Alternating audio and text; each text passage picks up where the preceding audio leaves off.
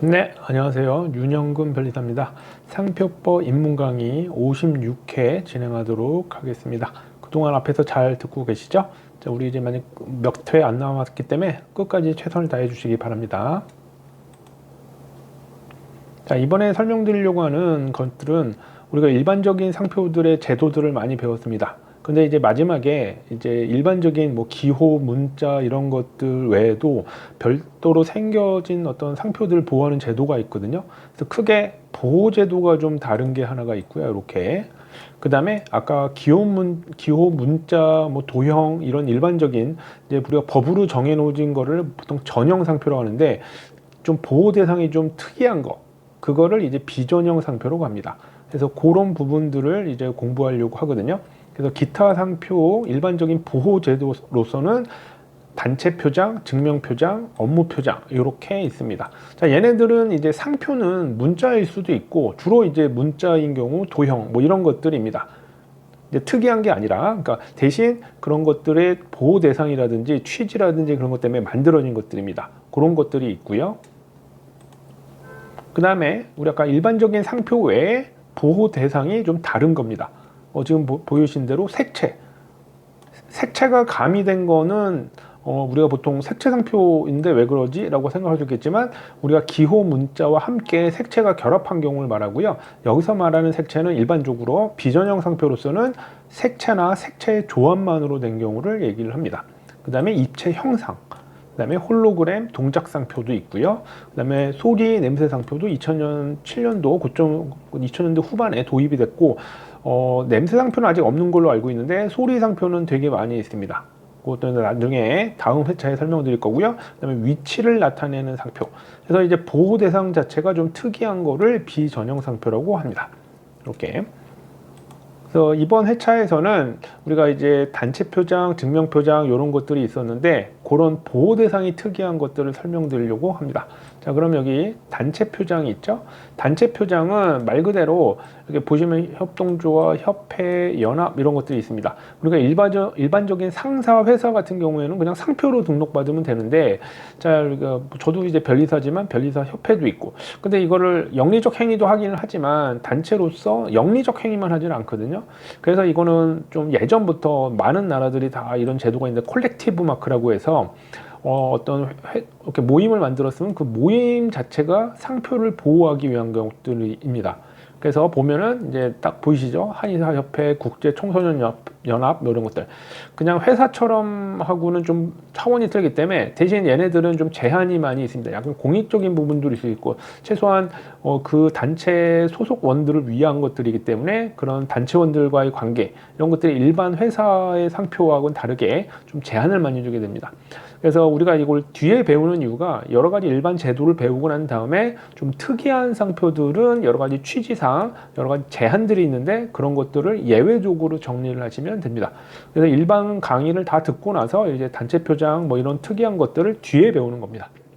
그래서 이름 그대로 어떤 단체에 대한 것들이기 때문에 자, 이런 것들은 만약에 이 상표를 단체로 해놨는데 이거를 아무한테나 막 줄 수 있으면 상표권을 누구한테 쉽게 이전한다든지 그러면 안 되겠죠. 그러니까 그런 제한들이 되게 많이 있습니다. 권리적인 제한도 있고 쓰는 거에 대한 제한들도 어떤 단체 표장이냐 증명 표장이냐 이런 거에 따라서 되게 다양하게 있습니다. 그런 부분들은 기본 강의 때 자세히 설명드리려고 하고요. 그다음에 단체 표장이 원래 있었었죠. 근데 이제 특정 지역의 우리 특산물을 보호하기 위해서 지역 단체마다 이제 여러 가지 지리적 표시라고 해서 지역 이름에서 그게 지역 이름이 포함이 돼요. 지역 이름이 포함돼서 그 해당 지역의 특산물을 보호하자.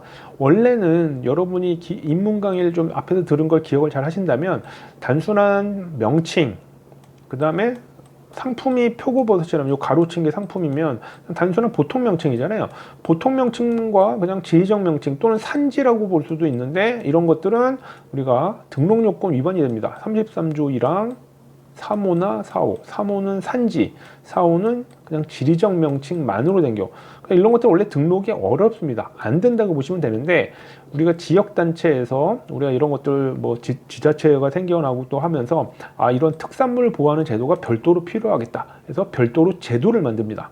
2005년도에 도입이 돼요. 지리적 표시 단체 표장. 근데 이거는 개인들이 그냥 막 하면 안 되니까 단체 표장이라는 특수한 상황에다가 더 제도를 넣은 겁니다.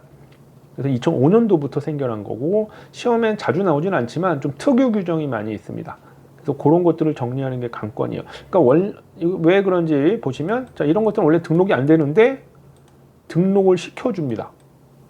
특별하게 법을 좀 제도를 만들었어요. 그러니까 그런 특수한 부분을 조정하기 위한 특유 규정들이 있게 됩니다. 특유 규정을 제가 기본 강의 때는 마치 스토리텔링 하듯이 몇 개의 6개의 키워드로 쭉 설명을 드립니다.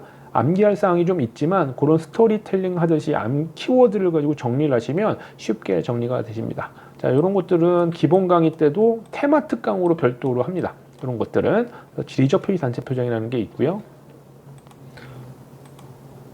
그래서 이렇게 많이 있습니다. 그 지역별로 이렇게 보시면, 그렇죠?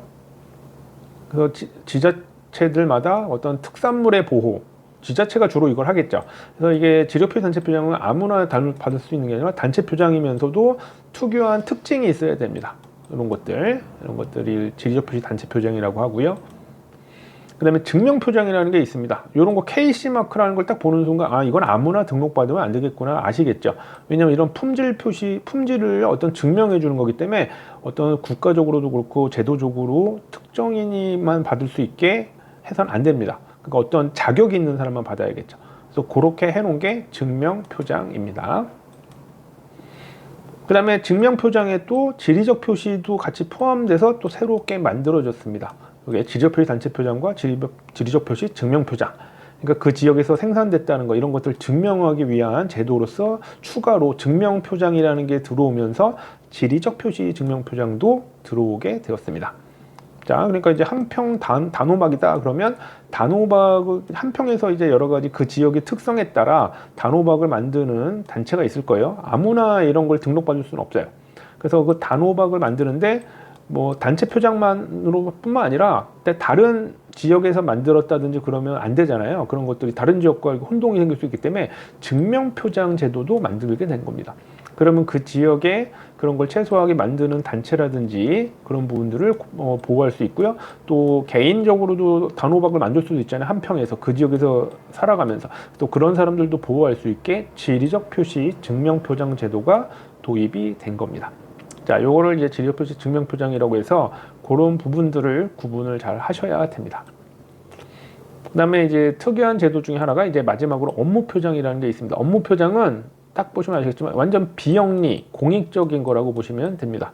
그래서 보시면 아시겠지만 우리 특허청, 기호라든지 노동부, 그러니까 국가에 아니면 관련된 공공기관, 서울특별시 이런 것들은 개인이 받을 수도 없고 단체 표장이라고 하기도 그래요. 좀 약간 사익적인 것도 있어야 되는데 이런 부분들은 우리나라 특유 제도로 업무 표장이라는 제도가 있습니다. 그래서 대신 이제 꼭 이런 것들은 비영리 업무여야 되고요. 뭐 외국인도 받을 수는 있습니다. 우리나라에서 비영리 업무를 한다면. 그래서 요거를 우리나라 특유 제도인데 업무 표장이고요. 좀 너무나 특이하기 때문에 시험에는 거의 안 나온다고 보시면 됩니다. 특징적인 것만 몇 가지만 딱 정리를 해두시면 뭐 1차 시험 같은 경우에 객관식으로 나오니까 그런 부분들을 대비할 수 있겠죠. 자, 지금 쭉 설명드린 것들이 우리 특유 제도에 관련된 거, 단체 표장, 그렇죠? 증명 표장, 업무 표장, 보통 단증업 이렇게 기억해 두시면 됩니다. 단증업. 거기에 이제 지리적 표시 단체 표장, 지리적 표시 증명 표장 그런 것들도 추가적으로 있다. 단증업 요거 기억해 두세요. 단증업. 자꾸 이렇게 키워드라든지 우리 암기 코드라고 하죠. 두 문자를 자꾸 기억을 해 두시면 나중에 도움이 많이 되실 겁니다. 단증업. 그다음에 지리적 표시 단체 표장이 있다. 이렇게. 그다음에 지리적 표시 증명 표장. 자, 요거 잘 기억을 해주시면 될 것 같습니다. 자, 56회 때는 독특한 제도의 우리 상표 보호 제도, 그거를 단증업 설명을 드렸습니다. 자, 57회 때 또 뵙도록 하고요. 좋아요, 구독, 댓글 부탁드립니다. 감사합니다.